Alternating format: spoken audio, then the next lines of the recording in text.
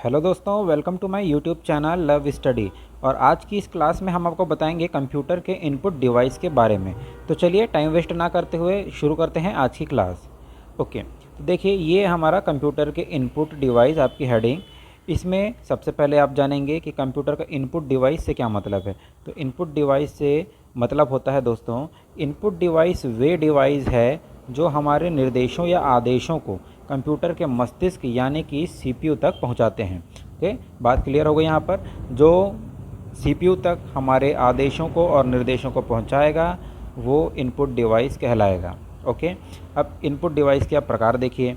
Input device कितने प्रकार के होते हैं? बहुत सारे प्रकार के होते हैं। तो कौन कौन से हैं उनका आप नाम याद रख लीजिए। ओके, तो पहला यानी कि जो हमारा इनपुट डिवाइस सबसे मेन सबसे प्रमुख जो इनपुट डिवाइस है वो है हमारा कीबोर्ड। कीबोर्ड के बाद माउस। ओके, कीबोर्ड और माउस को तो आप ध्यान में ही रखिएगा क्योंकि ये सबसे प्रमुख इनपुट डिवाइस है। इसके बाद कौन कौन से इनपुट डिवाइस हैं? तो आपका कीबोर्ड हो गया, माउस हो गया, जॉयस्टिक, ट्रैक बॉल हो गया।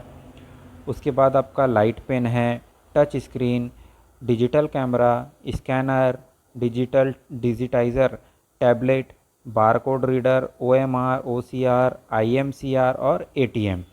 ओके, चलिए आगे बढ़ते हैं। ये आपके जो इनपुट डिवाइस हैं इसे आप इनका नाम आप देख लीजिए। अब आगे बढ़ते हैं और इसे डिटेल में पढ़ते हैं। तो सबसे पहला हमारा इनपुट डिवाइस है कीबोर्ड। अब कीबोर्ड क्या होता है दोस्तों? तो कीबोर्ड एक पेरीफेरल है जो आंशिक रूप से टाइपराइटर के कीबोर्ड की भांति होता है। टाइपराइटर में जैसा कीबोर्ड होता है ना, सेम वैसे ही ये भी होता है लगभग। ओके, अब कीबोर्ड को टेक्स्ट तथा कैरेक्टर इनपुट करने के लिए डिज़ाइन किया गया है। भौतिक रूप से कंप्यूटर का कीबोर्ड आयताकार होता है। इसमें लगभग 108 कीज़ होती हैं, लेकिन अगर आपको देखिए एग्ज़ाम में पूछा जाएगा तो आपको याद रखना है 104 कीज़। ओके, जिसमें भी 104 का ऑप्शन है वही आप रखेंगे कि कीबोर्ड में कितनी कीज़ होती हैं। एक स्टैंडर्ड कीबोर्ड में तो 104 कीज़ होती हैं। ओके, अब इसमें कौन कौन सी कीज़ होती हैं? तो इसमें कई प्रकार की कुंजियाँ होती हैं। कुंजियाँ यानी की होती हैं। अल्फ़ाबेट यानी कि अक्षर, नंबर, चिन्ह यानी सिंबल, फंक्शन की, एरो की व कुछ विशेष प्रकार की कीज़ भी होती हैं। ओके, तो चलिए देख लेते हैं। अब ये देखिए दोस्तों, ये इमेज में आप देख पा रहे हैं, ये है हमारा कीबोर्ड। ओके, अब कीबोर्ड की संरचना के आधार पर इनकी कुंजियों को हम 6 भागों में बांटते हैं दोस्तों। ओके, कितने भागों में? 6 भागों में बांटेंगे। आप याद रखिएगा। पहला क्या है? अल्फ़ा न्यूमेरिक कुंजी, यानी कि इसमें अल्फ़ाबेट भी रहेंगे और नंबर्स भी रहेंगे, इसलिए इसका नाम है अल्फ़ा न्यूमेरिक कीज़। दूसरा क्या है? न्यूमेरिक कीपैड, सिर्फ नंबर इसमें आपको मिलेंगे। इसके बाद है तीसरा फंक्शन की। चौथा है विशिष्ट उद्देश्य कुंजियाँ, यानी कि स्पेशल पर्पस की। उसके बाद है मॉडिफायर कीज़ और फिर है कर्सर कुंजियाँ। ओके, तो चलिए इसको हम अब डिटेल में देख लेते हैं। पहला क्या था दोस्तों? अल्फ़ा न्यूमेरिक कुंजियाँ। अल्फ़ा न्यूमेरिक कुंजियाँ या कीबोर्ड के केंद्र में स्थित होती हैं। ओके, कीबोर्ड के केंद्र में अल्फ़ा न्यूमेरिक की स्थित होती है। अल्फ़ा न्यूमेरिक कीज़ में अल्फ़ाबेट A से Z नंबर, A से Z, और ये जो नंबर है ये 0 से 9। उसके बाद आप सिंबल देखिए, ये @ है, ये हैश है, ये परसेंट का निशान है, ये अप एरो है। ये जितने भी निशान होते हैं ये सब किस में होते हैं? अल्फ़ा न्यूमेरिक कीज़ में होते हैं। इस खंड में अंकों, चिन्हों तथा वर्णमाला के अतिरिक्त 4 कुंजियाँ यानी कि टैब, कैप्स, बैक स्पेस तथा इंटर कुछ विशिष्ट कार्यों के लिए दी होती है। यानी कि जो नंबर्स होते हैं और अल्फ़ाबेट होते हैं और सिंबल होते हैं, उसके अलावा भी जो की होती है वो है टैब, कैप्स, बैक स्पेस तथा इंटर। ओके, अभी अल्फ़ा न्यूमेरिक कीज़ आप देख लीजिए। ये है आपकी दोस्तों alpha numeric keys. Okay, video रोक करके आप इसे एक बार देख सकते हैं ताकि आपको ये ध्यान में रहे। ओके, अल्फ़ा न्यूमेरिक कीज़ इन्हें बोला जाता है। इसमें आप देखिए ये आपका नंबर भी हैं, ये आपके ऊपर में देखिए सिंबल भी है, ये अल्फ़ाबेट भी है, ये टैब है, कैप्स है, ये इंटर है, बैक स्पेस है। ओके, ये सब क्या है? अल्फ़ा न्यूमेरिक कीज़ कहलाती हैं। अब चलिए आगे बढ़ते हैं। अब हम आगे देखते हैं न्यूमेरिक कीपैड। न्यूमेरिक कीपैड यानी कि जिसमें सिर्फ नंबर होंगे। ओके, तो इसमें देखिए न्यूमेरिक कीपैड में लगभग 17 कुंजियाँ होती हैं, जिनमें 0 से 9 तक के अंक गणितीय ऑपरेटर जैसे प्लस, माइनस, गुणा, भाग, ये सबके निशान और साथ में इंटर की होगी। ओके, ये आपकी यहाँ पर इमेज यहाँ पर देख लिए, इमेज आप देख सकते हैं। ये न्यूमेरिक लॉक है, नम लॉक जिसको हम बोलते हैं शॉर्ट में। उसके बाद ये नंबर्स हैं। ओके, ये प्लस माइनस गुणा, ये इंटर है। ओके, ये सारी कीज़ कौन सी हैं? ये आपकी फंक्शन की है, माफ़ कीजिएगा, ये आपकी न्यूमेरिक की है।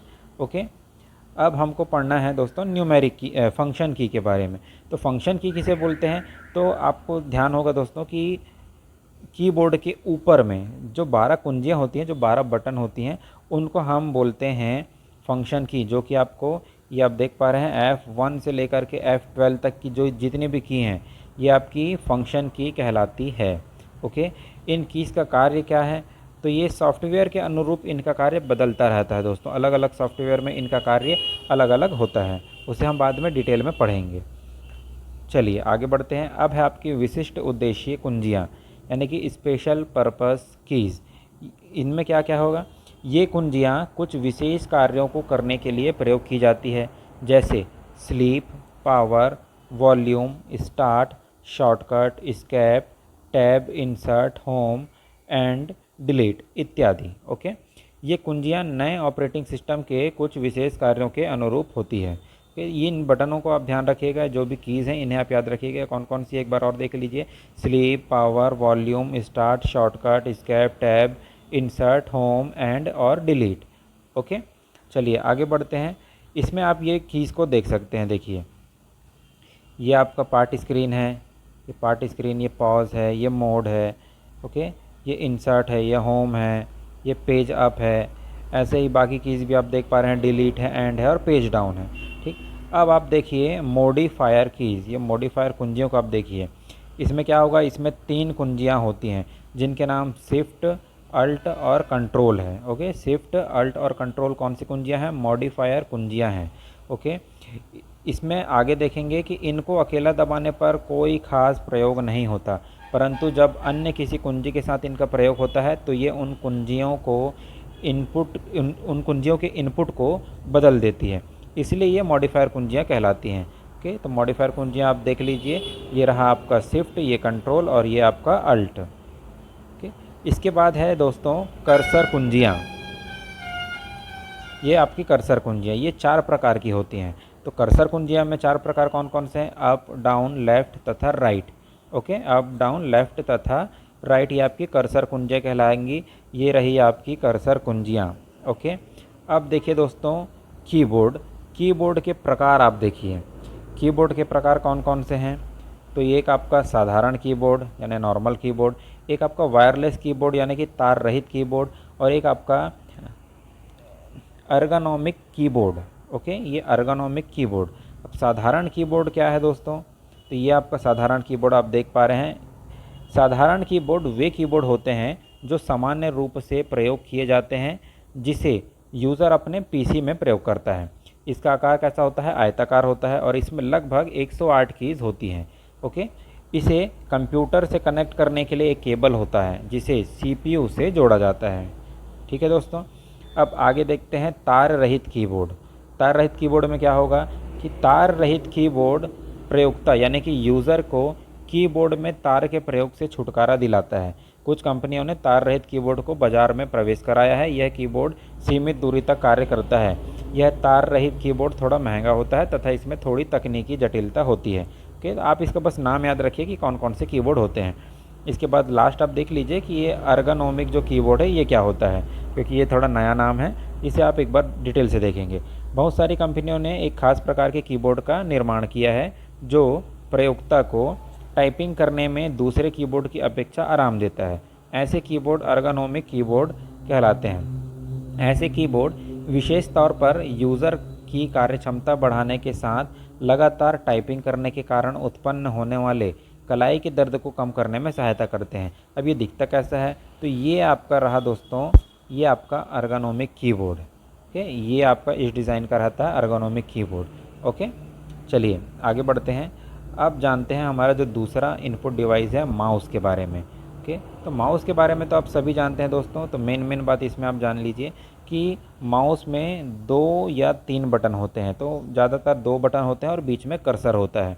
ओके, तो ये आप ध्यान रखिएगा। माउस के नीचे की ओर रबर की गेंद होती है, समतल सतह पर माउस को हिलाने पर यह गेंद घूमती है, जिसके कारण माउस जो है एक्टिविटी करता है। ठीक है, इसमें जो बीच में कर्सर होता है उसकी सहायता से हम किसी भी फाइल को या पेज को ऊपर नीचे कर सकते हैं।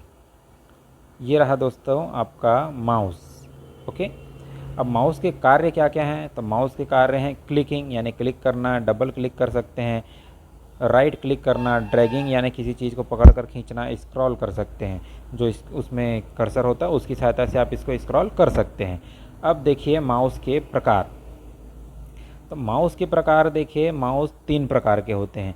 एक मैकेनिकल माउस, दूसरा प्रकाशीय माउस, तीसरा तार रहित माउस। 3 प्रकार के हैं, मैकेनिकल माउस, प्रकाशीय माउस, तार रहित माउस। ओके, अब मैकेनिकल माउस आपका है कि मैकेनिकल माउस वे माउस होते हैं जिनके निचले भाग में एक रबर की गेंद लगी होती है। जब माउस को जब हम सतह पर घुमाते हैं दोस्तों, तो वो जो गेंद है वो अंदर घूमती है।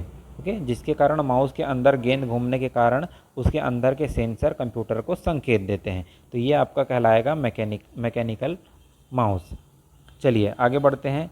ये रहा देखिए दोस्तों, ये आपकी इमेज यहाँ पर आ गई। इसके अंदर ये जो बॉल है, ये जब आप माउस को हिलाते हैं तो ये बॉल हिलती है, जिसके कारण सेंसर इसका वर्क करता है और फिर माउस डायरेक्ट एक्टिविटी करता हुआ हमको दिखाई देता है। ओके, अब आपका अगला जो माउस है ये है आपका देखिए दोस्तों प्रकाशीय माउस। देखिए ये इसकी इमेज है, ये कितना सुंदर दिख रहा है प्रकाशीय माउस आपका। तो ये कैसे कार्य करता है? तो ये प्रकाशीय माउस एक नए प्रकार का नॉन मैकेनिकल माउस है। इसमें प्रकाश की एक पुंज या किरण इसके नीचे की सतह से उत्सर्जित होती है, जिसके परिवर्तन के आधार पर यह ऑब्जेक्ट की दूरी तथा गति तय करता है। ओके, अब लास्ट देखिए तार रहित माउस। तार रहित माउस क्या है? नाम से ही स्पष्ट है कि इसमें तार नहीं होगा। ओके, तार से झंझट से ये आपको मुक्ति देता है। अब ये काम कैसे करता है? तो ये दोस्तों आपका काम करता है रेडियो फ्रीक्वेंसी के आधार पर। ओके, रेडियो फ्रीक्वेंसी के आधार पर आपका तार रहित माउस काम करता है। इस तार रहित माउस में 2 मुख्य कंपोनेंट्स यानी कि एक ट्रांसमीटर और दूसरा रिसीवर। ट्रांसमीटर और रिसीवर किस में होता है? तो आपका ये तार रहित माउस में होता है, ये आप ध्यान रखिएगा। ओके, ट्रांसमीटर जो होता है ये माउस में होता है। ट्रांसमीटर माउस में होता है जो इलेक्ट्रोमैग्नेटिक सिग्नल के रूप में माउस की गति तथा इसके क्लिक किए जाने की सूचना भेजता है। रिसीवर जो आपके कंप्यूटर से जुड़ा होता है उस सिग्नल को प्राप्त करता है। एक आपका सिग्नल भेजता है और जो रिसीवर है वो सिग्नल को प्राप्त करता है। ओके, ये आपका है दोस्तों तार रहित माउस, ये आप देख पा रहे हैं। इसके बाद आप देखिए जॉयस्टिक। तो जॉयस्टिक क्या है दोस्तों? तो जैसे कि अगर आप लोग गेम वगैरह खेलते हैं तो आपको ये पता होगा कि जॉयस्टिक क्या है। तो ओके, तो इसका नाम आप याद रखिए और इसका जो मेन यूज़ है ये वीडियो गेम खेलने के लिए इसका प्रयोग किया जाता है, ये आप याद रखिएगा। ओके, ये रही आपकी जॉयस्टिक की इमेज। ओके, इसके बाद है आपका ट्रैक बॉल। ओके, ये आपका ट्रैक बॉल देखिए, देखने में क्या है माउस जैसा ही आपको दिख रहा है, लेकिन ये बिल्कुल एक अलग उपकरण है। तो ट्रैक बॉल एक पॉइंटिंग इनपुट डिवाइस है जो माउस की तरह ही कार्य करता है। इसमें एक उभरी हुई गेंद होती है, ये आप उभरी हुई गेंद देख पा रहे हैं, तथा कुछ बटन होते हैं। सामान्यतः पकड़ते समय गेंद पर आपका अंगूठा होता है तथा आपकी उंगलियां उसके बटन पर होती है। स्क्रीन पर पॉइंटर को घुमाने के लिए अंगूठे से उस गेंद को घुमाते हैं। ट्रैक बॉल को माउस की तरह घुमाने की आवश्यकता नहीं होती, इसलिए ये अपेक्षाकृत कम जगह घेरता है। इसका प्रयोग कहाँ होता है? तो ये लैपटॉप में, मोबाइल में तथा रिमोल्ड में किया जाता है। ओके, चलिए अगली इनपुट डिवाइस है हमारी लाइट पेन। अब लाइट पेन क्या है? तो लाइट पेन का प्रयोग कंप्यूटर स्क्रीन पर कोई चित्र या ग्राफिक्स बनाने के लिए किया जाता है। लाइट पेन में एक प्रकाश संवेदनशील कलम की तरह एक युक्ति होती है, अतः लाइट पेन का प्रयोग ऑब्जेक्ट के चयन के लिए होता है। लाइट पेन की सहायता से बनाया गया कोई भी ग्राफिक्स कंप्यूटर पर संग्रहित किया जा सकता है तथा इसमें सुधार किया जा सकता है। ठीक है, ये आपका लाइट पेन हो दोस्तों, इस प्रकार का लाइट पेन आपका दिखाई देता है। चलिए इसके बाद है आपका टच स्क्रीन। तो टच स्क्रीन क्या है? टच स्क्रीन एक इनपुट डिवाइस है। इसमें एक प्रकार की डिस्प्ले होती है जिसकी सहायता से यूज़र किसी पॉइंटिंग डिवाइस की जगह अपनी उंगलियों को स्थित कर स्क्रीन पर मेन्यू या किसी ऑब्जेक्ट का चयन करता है।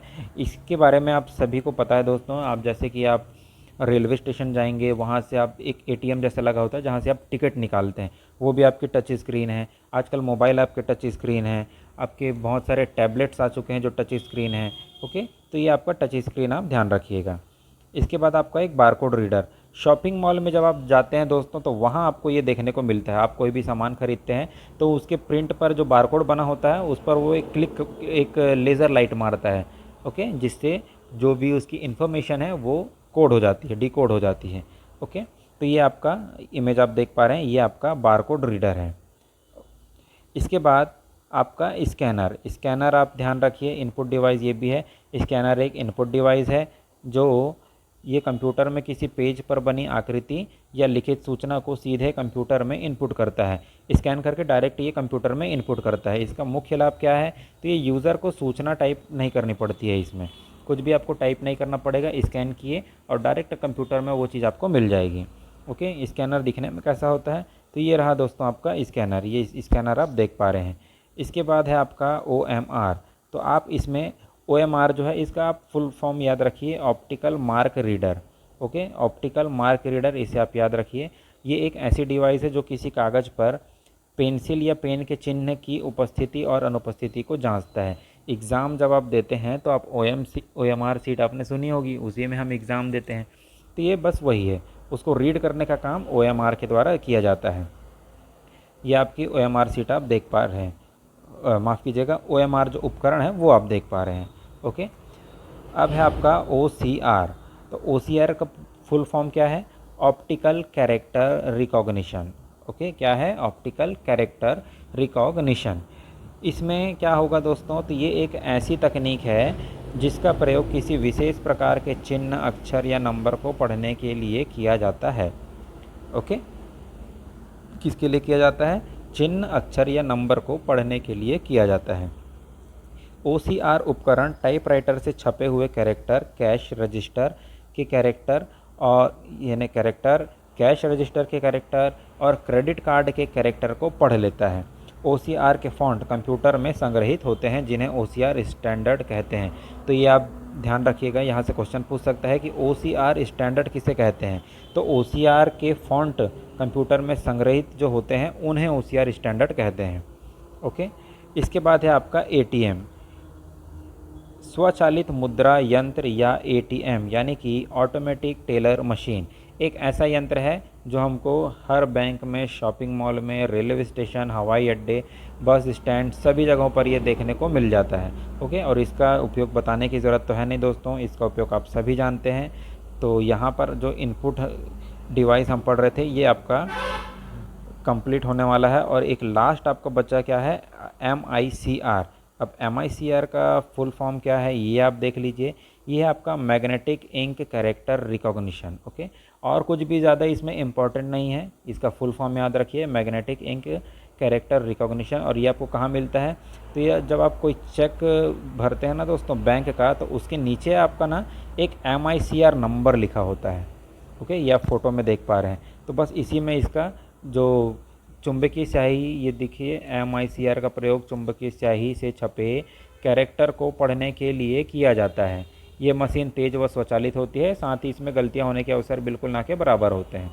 ठीक है, तो ये दोस्तों आपका जो आज हम इनपुट डिवाइस पढ़ रहे थे, ये आपकी इनपुट डिवाइस आज कंप्लीट हो गई है। ओके, क्लास आपको अच्छी लगी होगी दोस्तों, तो वीडियो को लाइक, सब्सक्राइब और शेयर ज़रूर कीजिएगा और अपना सपोर्ट बनाए रखिएगा। धन्यवाद दोस्तों।